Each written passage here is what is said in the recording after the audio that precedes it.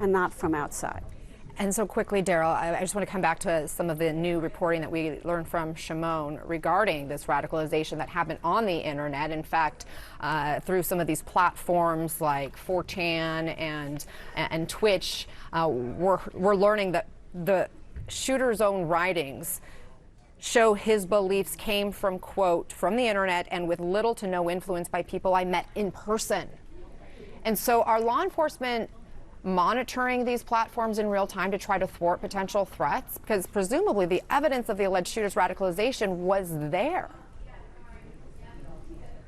Yeah, so when I first started following this threat back in the 90s for the government, you actually had to meet someone in person and radicalize that way. And with the advent of the internet, this has become a force multiplier. It's giving the extremists ways to network with other extremists, share ideas, share capabilities, be able to look up information for potential targets that they're going to go after.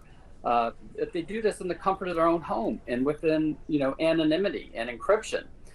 So it is very difficult for law enforcement to detect and deter these types of threats online. So we got to rely on the citizenry. We got to rely on private industry for a majority of that responsibility.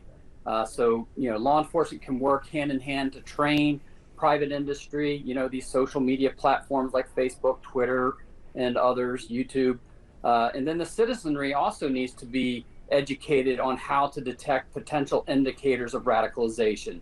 And through that, we can see something, say something, report it to law enforcement, and then they can intervene. Daryl Johnson.